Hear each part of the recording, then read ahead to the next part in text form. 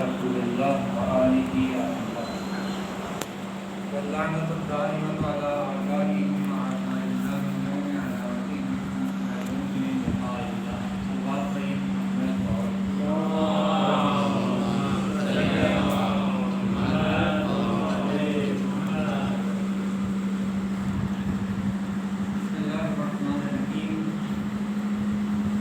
عداوتهم إلى يوم لقاء الله.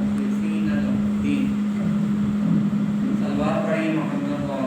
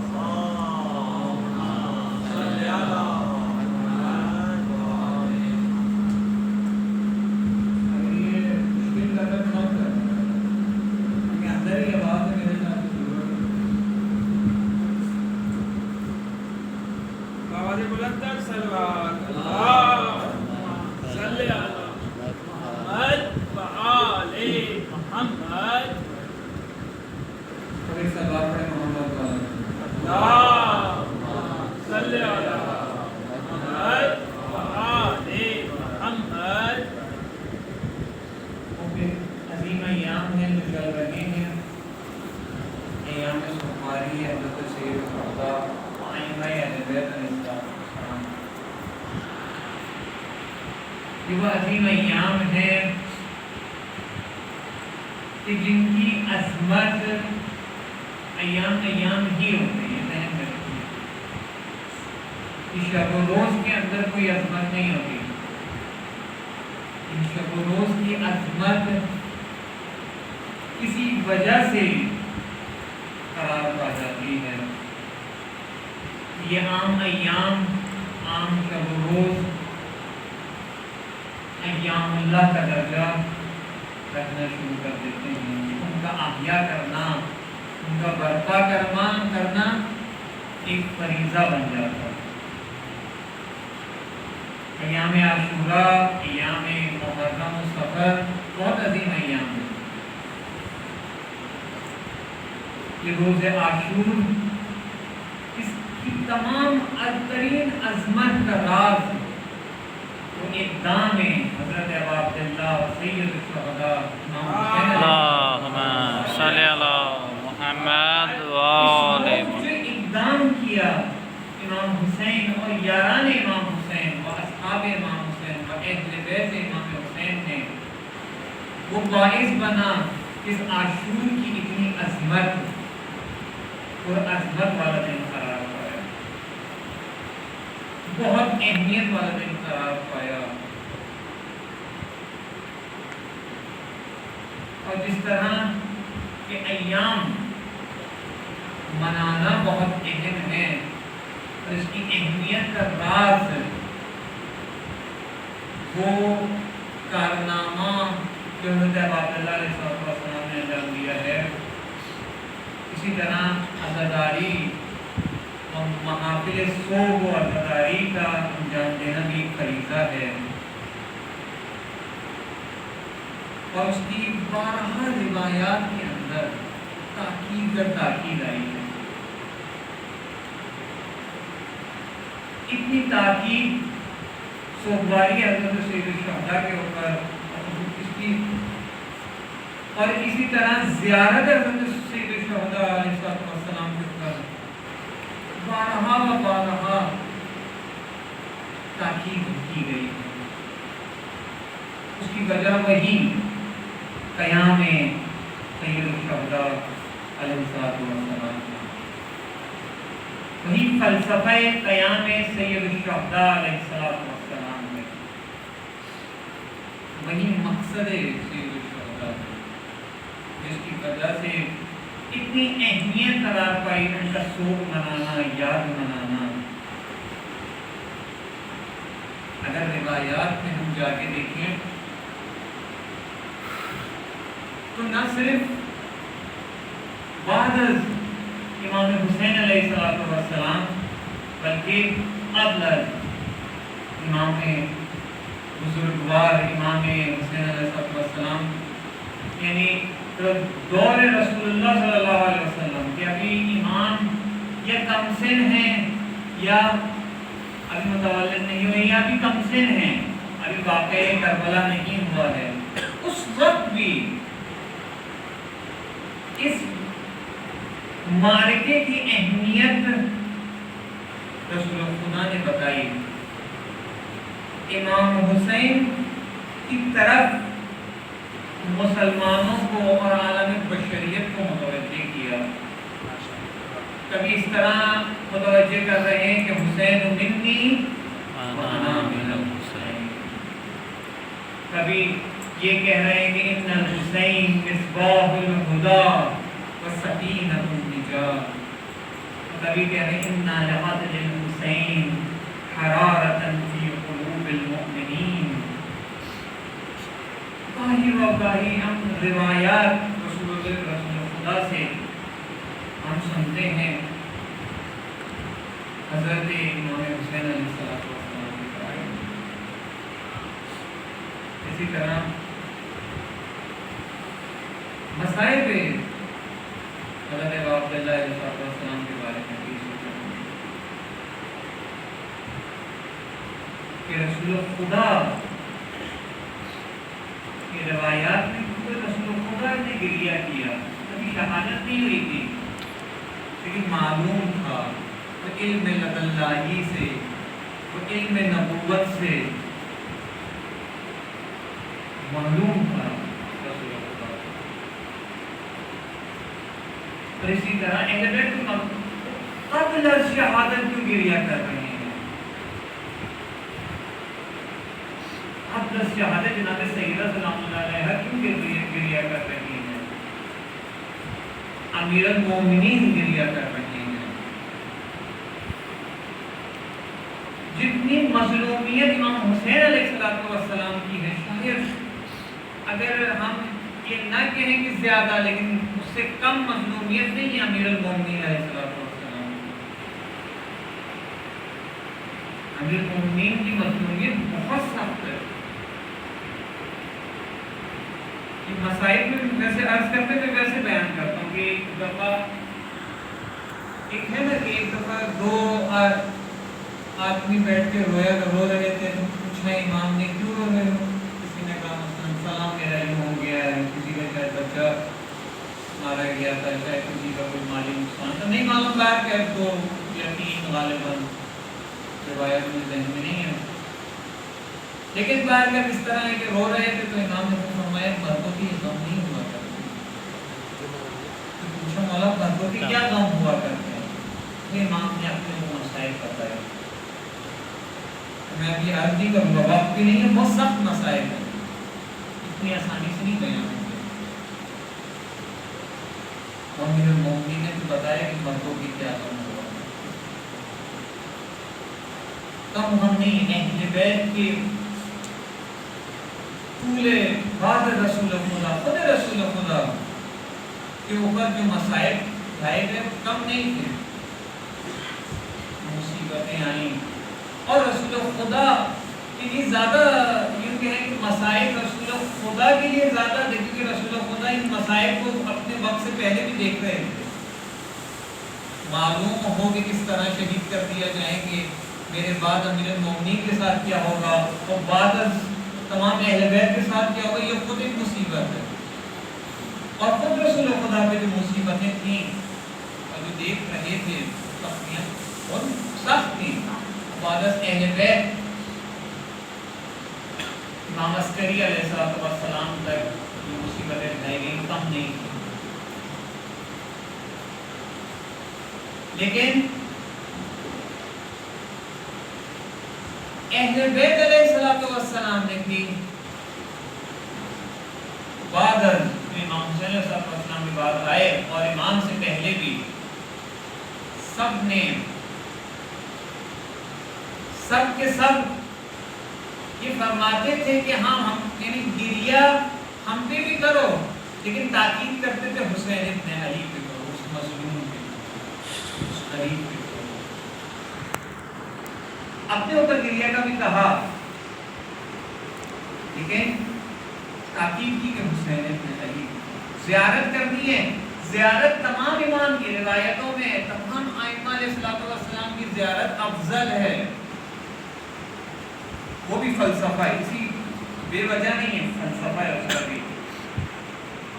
امام کو بھی پسند نہیں ہے کہ امام گویا امام نعوذ باللہ ہم جیسے شہرت طلب نہیں تھے، مجھ جیسے امام چاہتے ہو بھائی میرا جو ہے آستانہ بھرا رہے، نعوذ باللہ، اس طرح نہیں تھا، فلسفہ ہے اس کا بھی۔ امام اگر زندہ ہو اس کے پاس جانا ہدایت کے لیے، اس کی رکاب میں رہنا، یہ بھی ہدایت ہے، ہدایت کے خاطر ہے۔ اور امام اگر رحلت کرتے ہیں، اس کے مزار پہ جانا بھی ہدایت ہی کے ساتھ ہے۔ امام کو خدا نے بھیجا ہی ہدایت کے لیے ہے، پیدا ہی ہدایت کے لیے۔ انسان کو خدا نے اس لیے پیدا نہیں کیا کہ دوسرے جانوروں کی طرح ہی وہ زندگی گزارے۔ انسان اور دیگر حشرات میں ایسا نہیں ہے کہ کوئی فرق نہ ہو، ورنہ انسان کو پیدا ہی کیوں کیا گیا؟ جب یہ جانور اور یہ کھانے پینے والے جب موجود تھے تو ایک کھانے پینے والا مزید حل کرنا مقصود نہیں تھا خدا نے، مقصود یہ نہیں تھا کہ ایک اور نسل پیدا ہو، نہ، اور نہ ہی یہ مقصود تھا کہ فقط وہ پیدا ہو کہ خدا کے پاس گویا عبادت کرنے والے نہیں کہ مزید عبادت کرنے والے پیدا ہو جائیں۔ نا، کہا ہے کہ انسان کو پیدا کیا تاکہ عبادت کرے، لیکن عبادت کا بھی مقصد تھا، یعنی انسان کو عبادت کے لیے بھی نہیں پیدا کیا، انسان کو ایک اعلیٰ ترین مقصد کے لیے پیدا کیا ہے، وہ مقصد کہ جہاں پر اگر انسان پہنچ جائے تو ملائکہ بھی سر پہ سجود ہو جایا کرتے ہیں۔ صلوات پڑھیں محمد اللہم صلی علی محمد و آل محمد۔ وہ مقام خلیفۃ اللہ تک پہنچنے کے لیے انسان کو پیدا کیا، وہ مقام لقاء اللہ و قرب خدا تک پہنچنے کے لیے انسان کو پیدا کیا، وہ بہت عالی مقام ہے، اس تک انسان کو پہنچنا ہے۔ خداوند تعالیٰ نے انسان کو بہت خوبصورت خلق کر کے اسفل سافلین میں چھوڑا، پست ترین جگہ پہ چھوڑ دیا، اب اس کو اوپر آنا ہے، اپنا رشد کرنی ہے، اپنی رشد کرنی ہے، ہدایت کے ذریعے اپنی رشد کرنی ہے، اور کہاں پہنچنا ہے؟ اعلیٰ علیین تک پہنچنا ہے، اس کو پہنچنا ہے اس مقام خلیفۃ اللہ تک۔ اس مقام تک پہنچنے کے لیے انسان کو امام کی ضرورت ہوتی ہے، نبوت کی ضرورت ہوتی ہے۔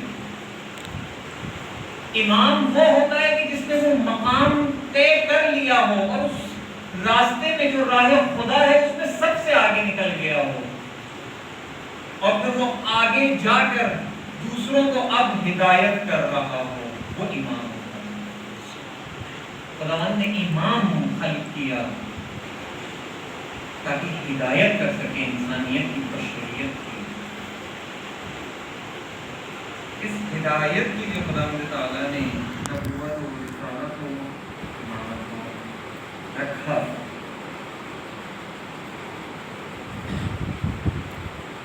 تو کہنے کا مقصد یہ کہ امام ہدایت ہے، جو قرآن ہدایت ہے، لیکن ہم نے کیا کر لیا ہے؟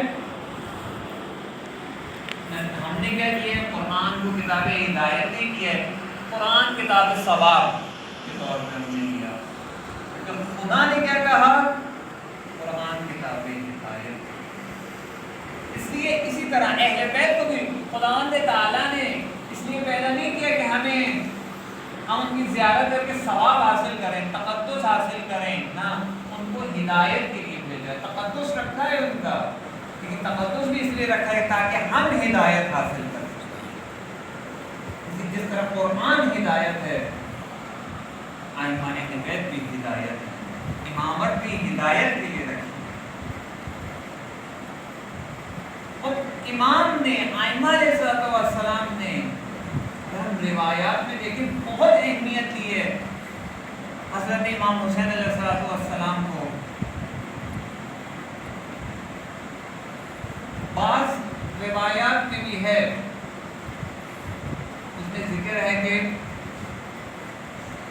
مقام حضرت ابو عبداللہ علیہ حسین علیہ السلام میں، ائمہ اہل بیت علیہ السلام میں اعلیٰ ترین مقام رسول اللہ صلی اللہ علیہ وسلم کا ہے، اور اس کے بعد امیر المومنین کا ہے۔ لیکن جب زیارت کی بات آتی ہے تو ائمہ اہل بیت بھی کہتے ہیں کہ جاؤ کربلا زیارت کرو۔ جب زیارت کی بات آتی ہے تو ہر وقت جو تاکید کی گئی ہے زیارت کربلا کی، دوسری زیارت بھی افضل ہے۔ اسی طرح بارہا و بارہا کربلا کی طرف متوجہ کیا جا رہا ہے۔ روایات میں ہے کہ کوئی مٹی، حتیٰ ایک روایت ہے امام کاظم سے ہے یا کسی اور امام سے، لیکن ہے کہ یہ روایت اس میں کیا ہے کہ کوئی مٹی فضیلت نہیں رکھتی، کسی قبور کی مٹی کوئی فضیلت نہیں رکھتی سوائے قبر حضرت سید الشہداء۔ تمام مٹی حرام ہے لیکن شفا کی خاطر البتہ فقط ایک مٹی جائز ہے، وہ ہے قبر حسین ابن علی علیہ السلام۔ بعض روایات میں ہے کہ امام صادق علیہ السلام سے روایت ہے،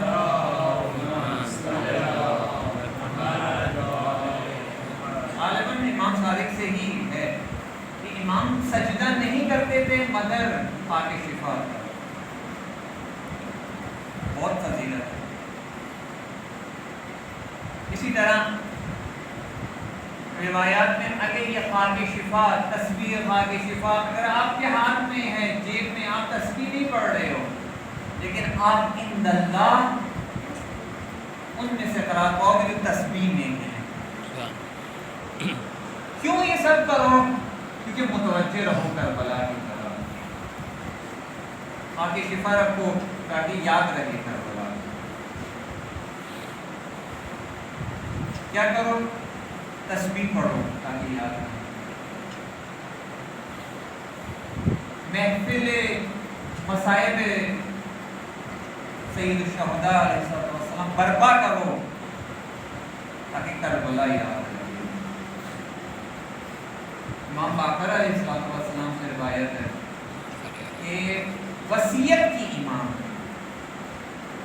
ہمارے ائمہ کی خاص توجہ تھی اس عزاداری کی طرف۔ ہاں یہ ذہن میں رکھیں، یہ عزاداری سنت ہے اہل بیت کی، یہ عزاداری ہم و آپ کی میراث نہیں، آبا کی میراث نہیں ہے، یہ میراث اہل بیت ہے، یہ میراث اہل بیت، اور اہل بیت سے ہی لیں، جیسا وہ کیا کرتے تھے ویسے ہی لیں، ویسے ہی سمجھیں۔ یہ سب کیوں کیا گیا؟ تاکہ کربلا یاد رہے۔ اگر کربلا یاد رہے گی تو کیا ہوگا اس کو میں بیان کروں گا۔ پہلے ایک روایت میں آپ کو ذکر کروں کہ امام باقر علیہ السلام سے ہے کہ جب وصیت کی آخر میں امام نے رحلت ہونے والی تھی، اور جب وصیت کی، جب شہادت سے پہلے وصیت کی، اس میں سے ایک وصیت یہ تھی کہ مال تھا امام کے پاس، مال امامت۔ امام نے مال امامت بھی امام صادق علیہ السلام کے حوالے کیا، اور ایک مال کا حصہ امام نے کہا یہ جو ہے رکھا ہوا، اس کا کیا کرنا ہے؟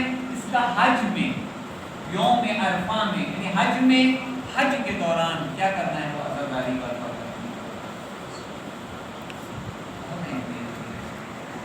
بہت خصوصیت کے ساتھ اس کا اہتمام کیا، کہ اس کا تعلق انسان کی ہدایت سے تھا، انسانیت کی ہدایت سے۔ یہ فقط ایک رسم نہیں تھی، بلکہ اس کے پیچھے ایک حقیقت تھی۔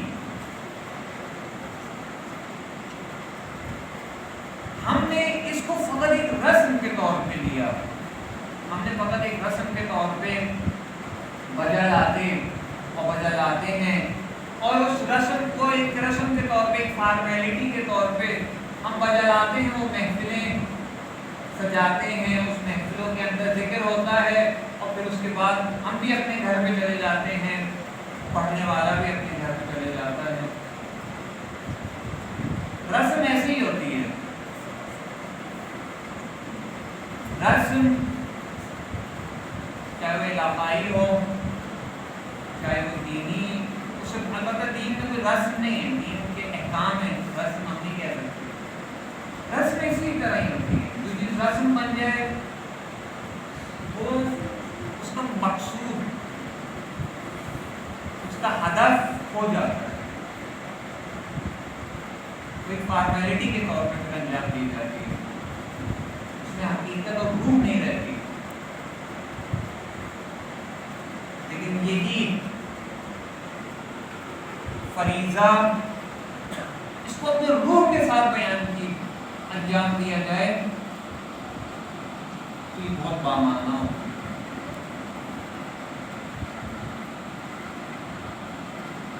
اور یہ ضروری تھا اس کو زندہ رکھنا، اس عزاداری کو زندہ رکھنا، اس یاد کربلا کو زندہ رکھنا۔ کیوں؟ کیونکہ کربلا کے اندر جو حقیقت اور جو ہدایت موجود تھی وہ ہر نسل کی ضرورت تھی، ہر انسان کی ضرورت تھی۔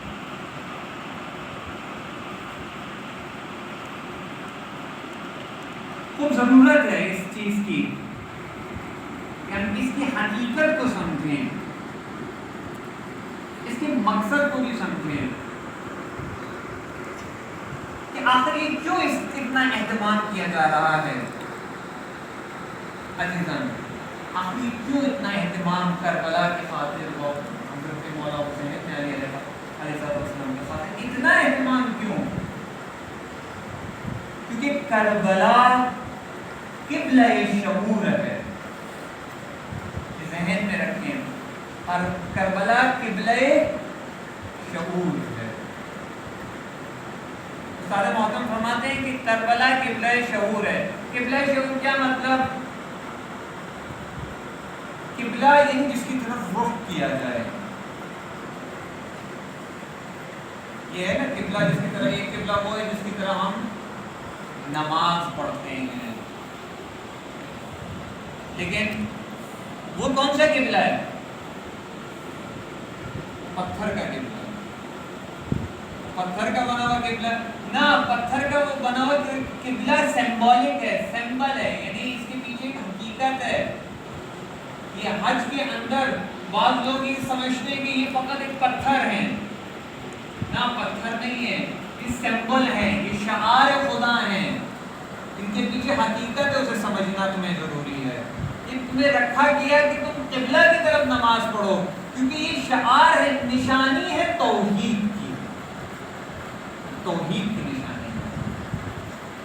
لیکن چونکہ نمازیں ہماری رسوماتی ہو گئی، نماز کے اندر سے فلسفہ نماز نکل گیا، رہ گئی رسم اذان، روح بلالی نہ رہی،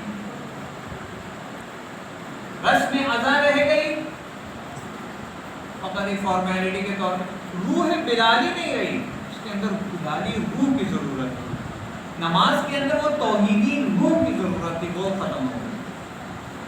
جب نماز ختم ہو جائے پھر نماز پڑھنے کا کوئی فائدہ نہیں ہے، روح نماز نہ ہو تو پھر نماز وہ کہیں پہنچاتی نہیں ہے، وہ فحشاء و منکر سے بچاتی نہیں ہے، وہ دین کا ستون نہیں ہوتی جب تک روح نماز پہ ہمیں معلوم نہ ہو۔ اگر روح عزاداری کو ہمیں معلوم ہو جائے تو وہی ہے کہ حسین ابن علی و کربلا قبلہ شعور ہیں، قبلہ ہدایت ہیں، وہ قومیں جو دیا گیا ہے وہ قومیں کہ جن کے اندر ذلتیں رائج ہو گئی ہیں، وہ قومیں جو اپنے راستوں سے عزت کے راستے جن قوموں نے چھوڑ دیے ہیں، وہ انسانیت جو اپنے راستے سے بھٹک گئی ہے ان کے لیے قبلہ شعور ہے۔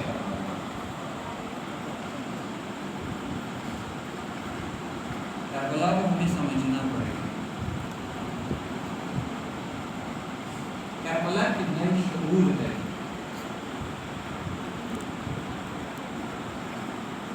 ایک جو سنی عالم دین کا، عالم دین نہیں کہوں گا، یہ شاعر غالباً جس کا ہم پڑھا کرتے ہیں، بہت پرمعنی ہے لیکن ہم ویسے ہی ایک فارمیلٹی کے طور پر پڑھتے ہیں۔ ایک شعر کے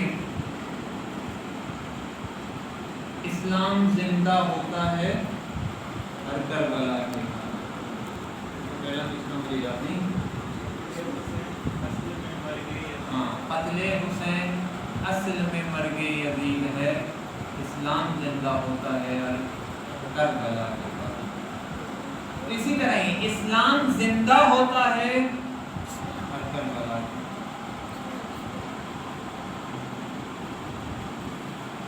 دراصل ہوا کیا تھا اس ماجرہ کربلا میں، یہ ہمیں دیکھنا ہے۔ اس ماجرہ کربلا کو وہ ہے نا ایک شعر، مثنوی کا شعر ہے، اس کا مجھے یاد نہیں آ رہا ہے، گفتگو اہل دل، اہل دل کی گفتگو ہے نا، دل کی باتیں جو ہوتی ہے نا، کس سے پوچھو؟ اہل دل سے پوچھو۔ ایک عرفانی شعر ہے،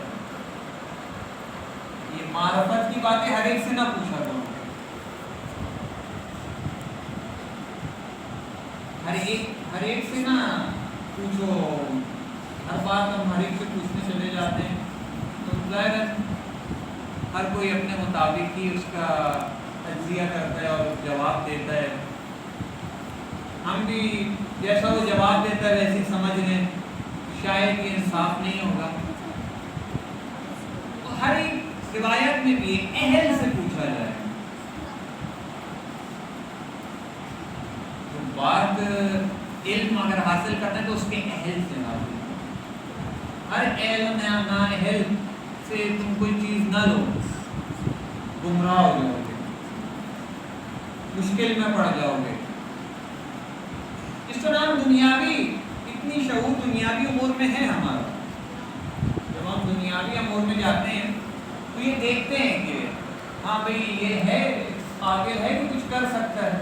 مثلا جب گھر بنانے جاتے ہیں ہر ایک کے ہاتھ میں ٹھیکہ نہیں دے دیتے ہیں، صحیح بنائے گا بھی دھوکہ تو نہیں دے دے گا، بنانا آتا بھی ہے یا نہیں آتا، جب انجینئر ڈھونڈنا ہوتا ہے، جب ڈاکٹر ڈھونڈنا ہوتا ہے، کامن سینس ہے کہ ہر کوئی اسی طرح دیکھتا یہ ہے کہ ہے اس قابل کہ میرا علاج کر لے گا یا نہ، جس نے بھی 60 ڈاکٹر لگایا ہوا اسی کے پاس چلے جاتے ہو، نہیں کرتے ہو۔ دین میں بھی اسی طرح، دینی تمام امور میں اسی طرح کرو۔ دین سیکھنا ہے تو اس کے اہل سے سیکھو جاتے ہو، کربلا سیکھنی تو کربلا کے اہل سے سیکھو، ہر ایک سے نہ سیکھو، ہر ایک سے کربلا نہ سنو نہ سمجھو۔ ہم کوشش کرتے ہیں کوئی بھی آگے بیٹھ جائے بس ذکر امام حسین ہوگا، یہ نہ ہو، وہ قابل بھی ہے کہ ذکر امام حسین کر سکتا ہو۔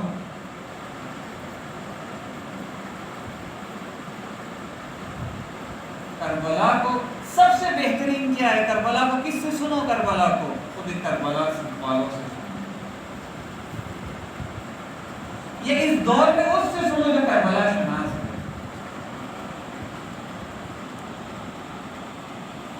اگر وہ تمہیں سمجھ نہیں آتا کم از کم اتنا تو سمجھ میں آتا ہے کہ اگر سب سے بہترین یہ ہے کہ کربلا کو امام حسین سے ہی سنو، خود پڑھے کربلا کو۔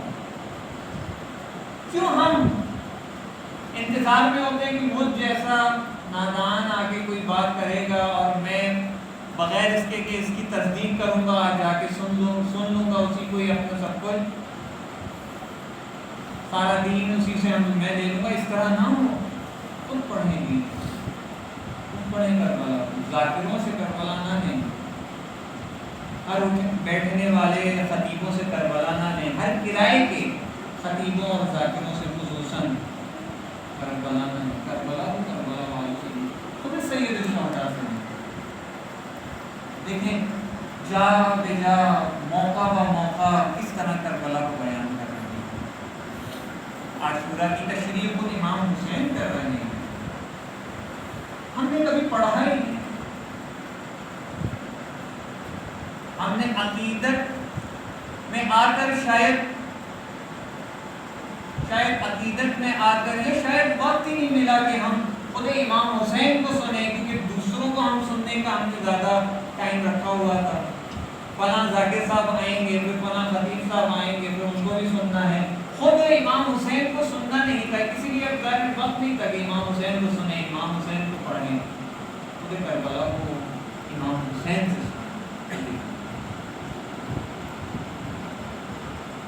امام حسین کس طرح کربلا کو بتا رہے ہیں. پھر وہ کربلا ہے جو حقیقی کربلا ہے.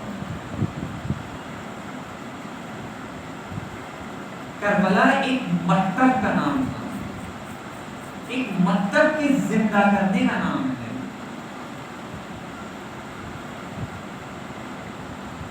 وہ مکتب جو رسول خدا لے کر آئے، وہ مکتب جو امیر المومنین لے کر آئے.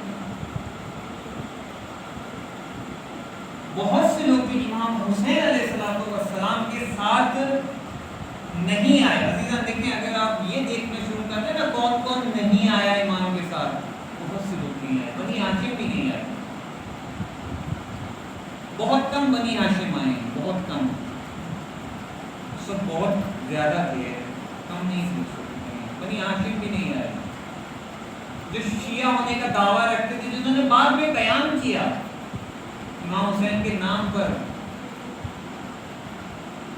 اور یزید سے لڑتے ہوئے بھی شہید بھی ہو گئے، قتل بھی ہو گئے، لیکن وہ بھی کربلا نہیں ہے. کربلا ہر ایک کے آنے کی جگہ بھی نہیں ہے. کربلا کربلا وہ میدان ہے جہاں پر فقط وہی آ سکتے ہیں مکتب کربلا سے آشنا ہو. مکتب کربلا سے جو امام حسین علیہ السلام نے ایک مکتب انٹروڈیوس کروایا، متعارف کروایا. وہ مکتب جو رسول خدا صلی اللہ علیہ وسلم لے کے گئے تھے اور کھلا دیا گیا. اس مکتب کو زندہ کیا امام، اور جو کربلا میں آئے وہ اسی مکتب کے پیروکار تھے. شیعہ ہونے کا دعویٰ ہر کوئی رکھتا تھا، امام حسین کا ساتھی ہونے کا دعویٰ ہر کوئی رکھتا تھا. ہزاروں کے جنہوں نے خط لکھے امام کو، لیکن مکتب کربلا نہیں رکھتے. جو مکتب کربلا میں آتا ہے وہ کربلا ہی ہو جاتا ہے. اور کربلا ایک مکتب تھا، ایک شعور تھا، ایک قبلہ شعور تھا، ایک بیداری کا قبلہ تھا.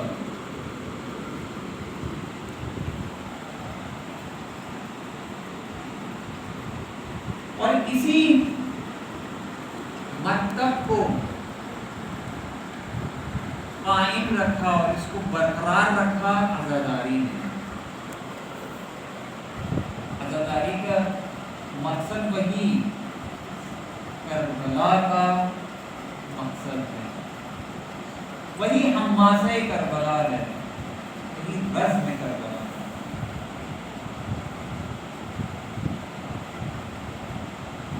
عزاداری وہی عزاداری دراصل تحریک کربلا کی تک تسلسل تھا.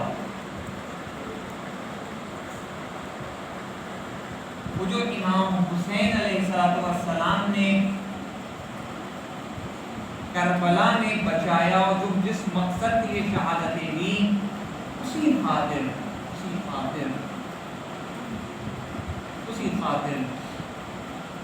یہ عزاداری کا سلسلہ کہ اسی مقصد کو بچایا گیا. وہ مقصد کیا تھا؟ اس مقصد کو ہمیں پہچاننا ہے. بہت عظیم مقصد اس کو سمجھنا ہے. اس کو شاید ابھی وقت نہ ہو کہ ہم چند جملوں سے نہیں اس کو سمجھ سکتے. بہت عظیم مقصد.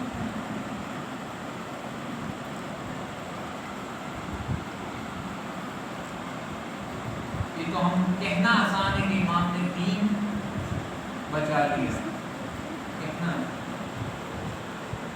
ہمیں دین کی شناخت نہیں ہے. وہ کون سا دین بچایا؟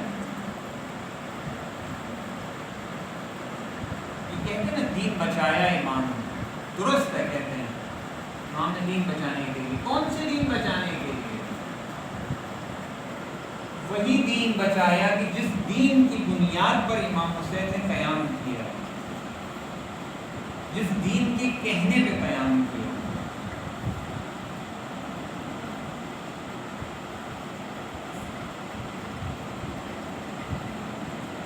عزیزاً میں اس کو خلاصہ کروں گا. ہمیں دین کی درست شناخت کی ضرورت ہے. دین کی دقیق اور درست شناخت کی ضرورت ہے. وہ دین جو رسول خدا صلی اللہ علیہ وسلم لے کر آئے.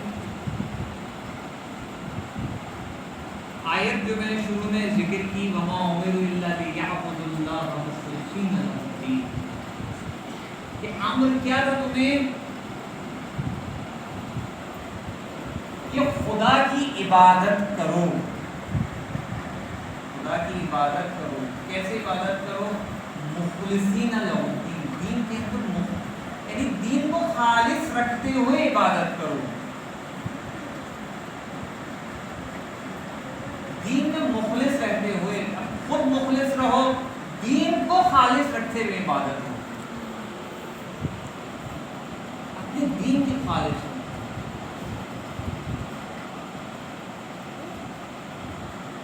اسلام اس دور میں تھا,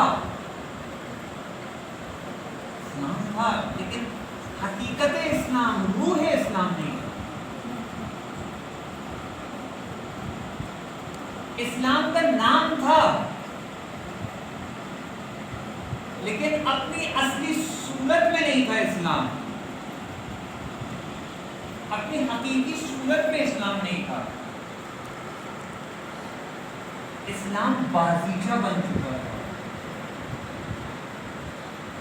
اور یہ جو بازیچہ بننا شروع ہوا ہے, کب سے شروع ہوا ہے؟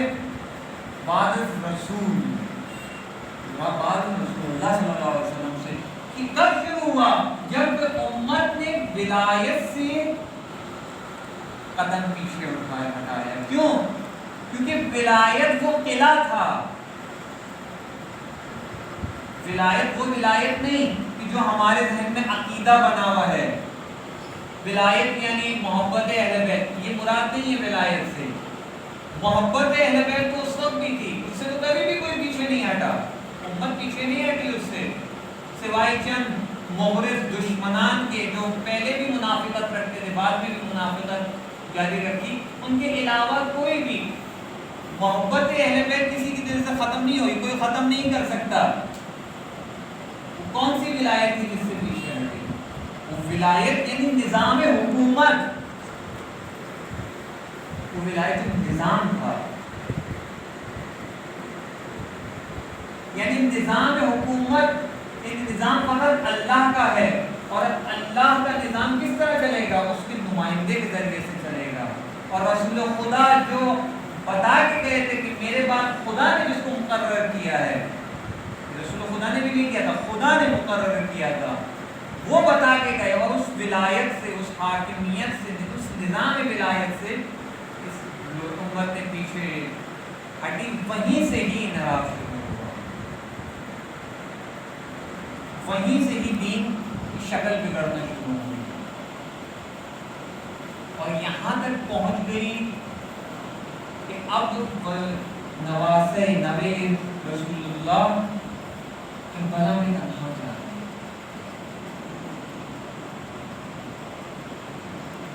ہیں۔ ہم جیسے محبت کرنے والے اس وقت بھی موجود تھے۔ میں اسی لیے کہتا ہوں کربلا کو سمجھنا آسان نہیں ہے، کربلا کو سمجھنے کے لیے وقت ہے۔ کربلا ایک مکتب ہے، خالصتاً مکتب ہے۔ ہم بھی نہیں سمجھے، ہم بھی نہیں سمجھے، کیونکہ ہم میں اور ان میں ابھی زیادہ فرق نہیں ہے۔ وہ بہت محبت کرتے تھے، ہم بھی اسی طرح محبت کرتے ہیں۔ کربلا کو سمجھنے کے لیے مکتب کربلا کو سمجھنا پڑے گا، وہ مکتب رسول اللہ کو سمجھنا پڑے گا، وہ مکتب علوی کو سمجھنا پڑے گا ہمیں۔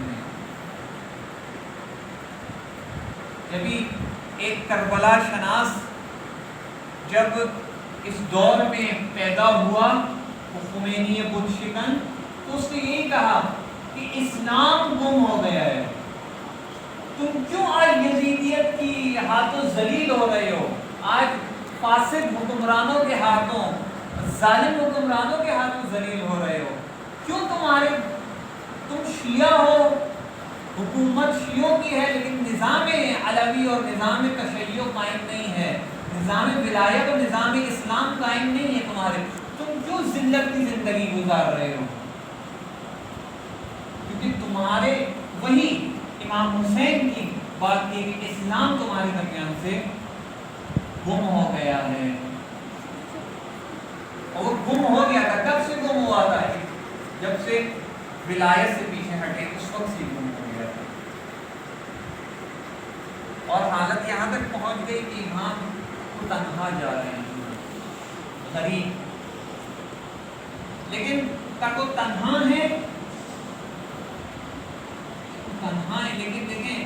لیکن وہ دین جو حسین اپنے علی علیہ السلام نے پڑھا ہے، جو حسین اپنے علی علیہ السلام جس دین کے مروج ہیں اور وہ جو دین رکھتے ہیں، وہ دین یہ اجازت نہیں دیتا کہ اکیلے ہو تو ذلت قبول کرو،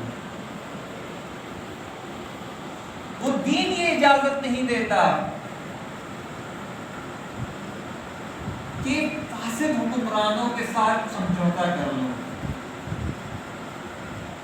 وہ غیرت دینی امام کی اجازت نہیں، وہ یہ غیرت، یہ شجاعت جو امام کے اندر پیدا ہوئی، امام کی یاوروں کے اندر پیدا، امام کے ساتھیوں کے اندر پیدا ہوئی، وہ مکتب حسینی کا نتیجہ ہے۔ وہ حسینی مکتب وہ ہم نے سمجھنا پڑے گا، اس کے لیے وقت نکالیں، اس کو سمجھیں، اور اسی مکتب کے خاطر اور اسی مکتب کی وجہ سے، دونوں میں بات کہوں گا، اسی مکتب کی وجہ سے، کیونکہ امام نے دونوں بات کی ہے۔ کیا کہا ہے کہ میں ذلت قبول نہیں کر سکتا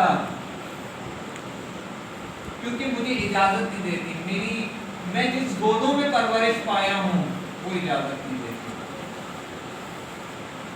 میں جن کے ہاتھوں پرورش پایا ہوں وہ اجازت نہیں دیتی، جن سے میں نے جو درس لیا ہے وہ درس ذلت کا درس نہیں۔ امام نے یہ بھی کہا اور یہ بھی کہا کہ میں جو نکل رہا ہوں، کس لیے نکل رہا ہوں؟ فتنے کے لیے نہیں نکل رہا، میرا مقصد صرف شورش برپا کر کے فتنہ برپا کرنا نہیں ہے، اقتدار نہیں ہے، بلکہ میرا مقصد اس امت کی اصلاح کرنا ہے، اس مکتب پہ لے کر آنا ہے، وہ خالص ترین دین جو رسول اللہ بتا کے گئے اس پہ لے کر آنا ہے۔ اس مکتب کی یہ نتیجہ تھا، اور اسی کے خاطر امام نے قربانی بھی دی۔ اس مکتب کو آپ فراموش نہ کریں، اس مکتب کے لیے وقت نکالیں اور وہ سمجھیں۔ یہ مکتب پھر کربلائی بناتا ہے، یہ مکتب پھر کربلا شناس بناتا ہے، اور راہ کربلا کو بھی ہم اسی ذریعے سے ہم اقدامہ دے سکتے ہیں کہ ہم اس مکتب کو پڑھیں اور اس کو سمجھیں. یہ جنہوں نے راہ کربلا کو آج زندہ رکھا اور آج اس راہ کو آگے بڑھا رہے ہیں، ان مکتب کربلا کی پرورش یافتہ ہیں. وہی نہضت عزاداری یعنی اس پیغام کربلا کو زندہ رکھنا، اس مقاصد کربلا کو زندہ رکھنا، اسی کا نتیجہ ہے کہ آج فرزندان کربلا موجود ہیں کہ جو آج تمام دنیا کے سامنے تمام ظلم و بربریت و ستم کے سامنے تک و تنہا مقابلے پر کھڑے ہیں. اسی کے ساتھ میں اپنی گزارشات تمام کروں گا. باقی جو بہتر ہے کہ آپ خود جستجو کریں اس موضوع کو علمی لحاظ سے سمجھیں، اس کی حقیقت کو سمجھیں، بلکہ اس کے اندر حقائق جو حقائق تک پہنچیں. لیکن وہ حقیقت جب سمجھ میں آئے گی جب مکتب کربلا سمجھ میں آئے گی. پھر پہلے ہم کربلا کے اندر جائیں، مکتب کربلا کو سمجھیں، پھر ہمیں حقیقت کربلا کے وہ راز سمجھ میں آئیں گے. ہم ابھی ساحل کربلا میں ہیں، ہم میدان کربلا میں موجود نہیں.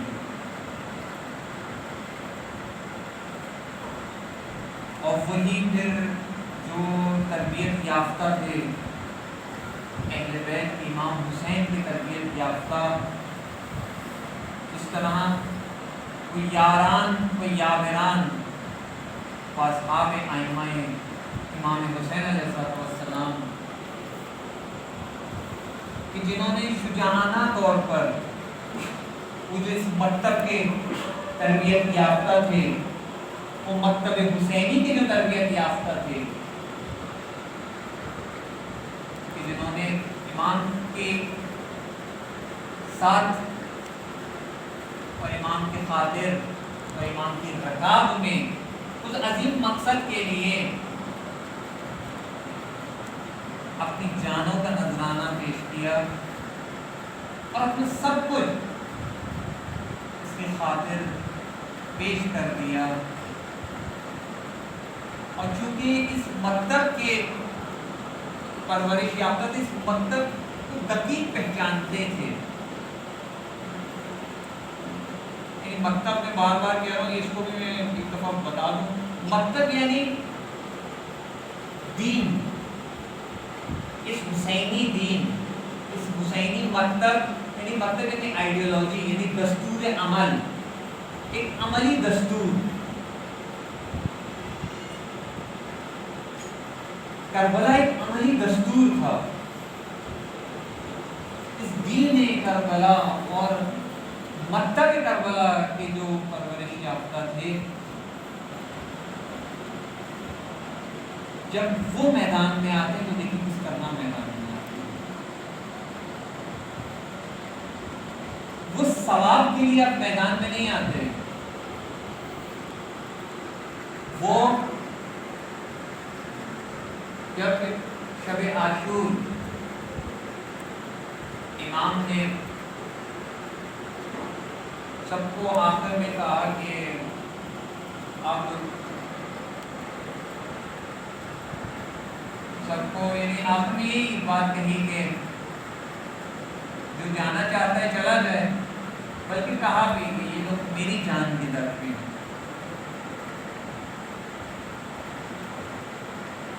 اور اس کا تمہیں نہیں کچھ کہیں گے، تم یہاں سے ابھی اس رات کو اٹھ کے چلے جاؤ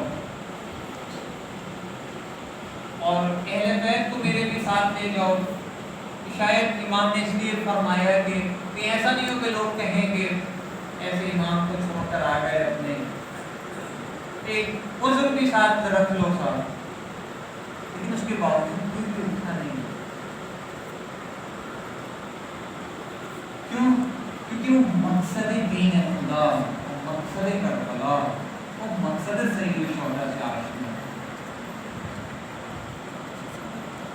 پھر امام کو، بلکہ امام کو کہا کہ امام ہم آپ کو تنہا چھوڑ کے چلے جائیں، ہمیں گوارا نہیں ہے۔ یعنی گویا وہ سب یہ کہنا چاہ رہے تھے کہ اے امام، ہم تو ثواب کے لیے نہیں آئے بلکہ ہم تو مقصد کے لیے آئے ہیں، ہمیں اس مقصد تک پہنچنا ہے جس کی خاطر یہ جنگ اور رزم برپا کی جا رہی ہے۔ اور جس طرح انہوں نے اپنی کارنامہ انجام دیا اور عظیم کارنامہ کا، اپنی جرأت کا، شجاعت کا، اور مصائب کو اپنے مولا کے خاطر، دین خدا کی خاطر مصائب کو تحمل کیا، اسی طرح عزیزان بعد از شہادت امام حسین حضرت جناب سیدہ سلام اللہ علیہا حضرت سجاد علیہ السلام نے جس طرح جن مصائب میں، جن سختیوں میں اس دین خدا کو، اس مقصد و پیغام کربلا کو بچا کے رکھا، وہ بھی فوق العادہ ہے۔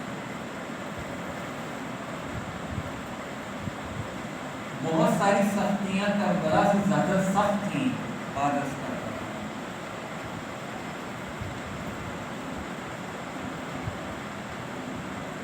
جناب سیدہ سلام اللہ علیہا کے بارے میں ہے کہ جب انہیں معلوم ہوا کہ اب مولا حضرت عبداللہ بن حسین، گویا امام کسی سے بات کر رہے تھے، امام نے ایک روایت میں امام نے خود ہی بتایا، شاید ایک روایت میں کچھ اور ہے، کہا کہ جب آگاہ ہوئی کہ اب کل روزہ عاشور، اب حضرت سید الشہداء سلام اللہ علیہ شہادت ہے، کل اب مولا نہیں رہیں گے، تو اس وقت جناب بی بی سلام اللہ علیہ کی وہ حالت ہوتی ہے کہ جناب بی بی سے اب ہوش میں رہا نہیں جاتا، اس صدمے سے بے ہوش ہو جاتی ہے جناب سید سلام اللہ علیہ۔ امام اٹھاتے ہیں، امام ان کو دوبارہ ہوش میں لاتے ہیں۔ اب اس کے بارے میں جو حضرت شہید مطہری رضوان اللہ تعالیٰ علیہ فرماتے ہیں کہ نہیں معلوم سیدہ کی امام حسین نے بیوی سے کیا بات کہی کہ اب بیوی کے اندر کچھ شجاعت پیدا ہو گئی کہ اب روز عاشور کو مصائب اپنے آنکھوں سے دیکھتی ہیں لیکن بے ہوش نہیں ہوتی۔ کبھی بیوی خاموشی سے ایک مصیبت کو دیکھ کر خاموش رہتی ہیں، کبھی گریہ کرتی ہیں، کبھی زیادہ گریہ کرتی ہیں، لیکن اپنے بچوں کی جب باری آتی ہے تو گریہ کرتی، گریہ بھی نہیں کرتی۔ روایات میں جناب سیدہ نے گریہ نہیں کیا، کیوں گریہ کریں کہ حسین پہ ہی قربان ہو گئے۔ لیکن جب حضرت علی اکبر کی باری آئی اس وقت بہت گریہ کیا، اس وقت جب علی اکبر بعض روایت میں جب جا رہے تھے تب بھی گریہ کیا، اور جب اس کا لاشا آیا ہے تب بھی گریہ کیا۔ کیوں گریہ کیا؟ کیونکہ شبیہ رسول ہے، اس لیے گریہ کیا۔ اور سب سے بری حالت مصائب کربلا میں اس وقت ہوتی ہے جب حسین ابن علی علیہ السلام کو روانہ کر رہی ہے بیوی، اپنے بھائی کو، اپنے مولا کو، اپنے وقت کے امام کو اب بیوی روانہ کر رہی ہے، کربلا سے روانہ کر رہی ہے، میدان جنگ میں روانہ کر رہی ہے۔ اب بیوی کی وہ حالت ہے کہ اب روکتی نہیں، نہیں روکتی، رنج بہت ہے، بیوی کو روکتی نہیں ہے۔ کیوں؟ کیونکہ خدا کے لیے جا رہی ہے، روکنا نہیں ہے اس کی۔ لیکن بیوی کیا کہتی ہیں؟ مہلن مہلا یبن الزہراء زہرا زادے، مہلن مہلا، ذرا آہستہ چلیو، آہستہ چلیں اور ذرا پلٹ پلٹ کے دیکھتے رہیں، مہلن مہلا یبن الزہراء۔ اور پھر اس کے بعد کیا ہوتا ہے؟ اس کے بعد جب جناب امام حسین علیہ السلام جنگ کرتے ہیں اور ایسی جنگ کرتے ہیں کہ اب دشمن کی ابھی آسانی سے ان کو وہ نہیں کر پا رہے، لیکن ایک وقت آتا ہے کہ امام حسین بھی آخرکار جنگ کرتے ہوئے اس حالت میں پہنچ جاتے ہیں کہ اب حسین ابن علی گھوڑے پہ گئے تھے، اب وہ زین سے اب زمین پہ آ گئے۔ اس وقت بھی بیوی دیکھتی ہیں، اس وقت بھی گریا کرتی، لیکن بیوی اپنا حوصلہ نہیں ٹوٹ رہا۔ بیوی اس کے بعد بیوی وہ منظر دیکھتی ہیں کہ جو جگر جسے دیکھ کر پھٹ جائے کہ اب شمر حسین ابن علی کے اوپر سوار ہے۔ بیوی کھڑی ہو کر قلعہ زینبیہ میں دیکھتی رہتی ہیں اور فرماتی ہے، اے شمر، کہ تجھے نہیں معلوم کہ تو عرش خدا پہ سوار ہے۔ بیوی کے اس کے بعد بھی بیوی کو رنج دیکھیں، خود رنج دیکھیں، پورے راستے رنج نہیں دیکھے بیوی نے۔ اہل حرم نے سوائے رنج کی کچھ نہیں دیکھا، کہیں تماشے دیکھے،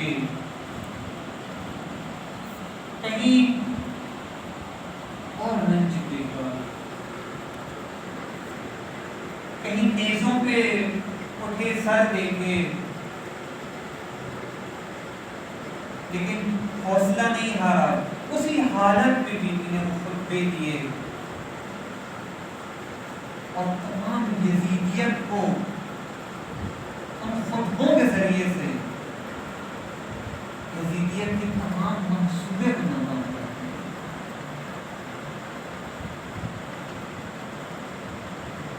ایک وقت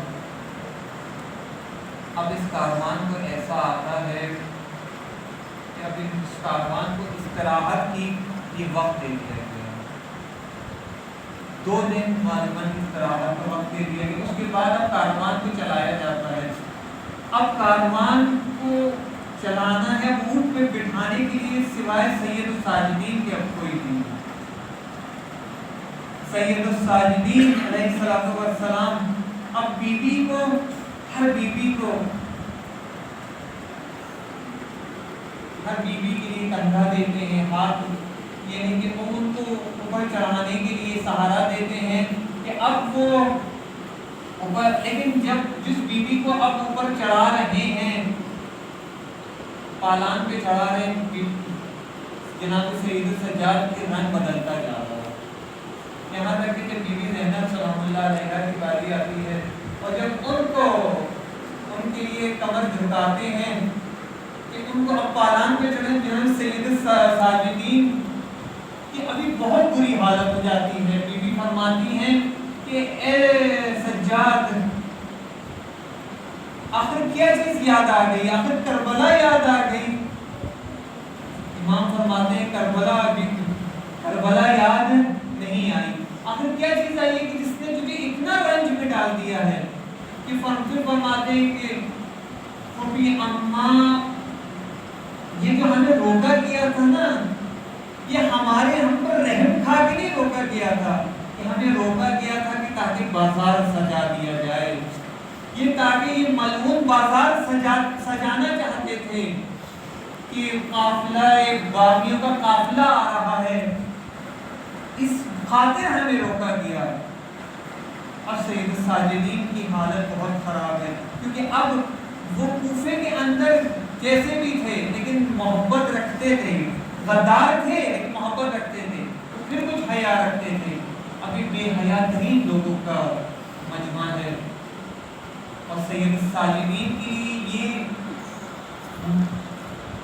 شام کا بازار تو شام کا جو دربار کا سب سے سخت گزرا ہے، اتنا سخت کسی کا دربار بھی نہیں تھا۔ یہ اس آخری جملہ میں کہہ کے اس بات کو ختم کروں گا۔ حضرت امام جوادی آملی فرماتے ہیں کہ جو شام کے بازار میں بیوی نے موجود بیویوں کو شام کے بازار میں پہنچایا گیا، بیوی نے دیکھ کر کہا کہ کیا تم میں سے کوئی مسلمان ہے؟ حضرت جوادی آملی رحمۃ اللہ فرماتے ہیں کہ یہ جملہ دل پھٹ جاتا ہے اس جملے کو سن کر کہ بیوی اب نواز رسول، فرزند زہرا، ناموس رسالت، اب مسلمانوں سے یہ کہہ رہی ہیں کہ تم میں سے کوئی مسلمان نہیں ہے۔ کیوں؟ کیونکہ اگر تم میں سے کوئی مسلمان ہے تو ہم ناموس میں رسالت کی جو اتنی بازاروں میں پھرا کر اس دربار میں شرابیوں میں دربار بنائے گئے۔ اللہ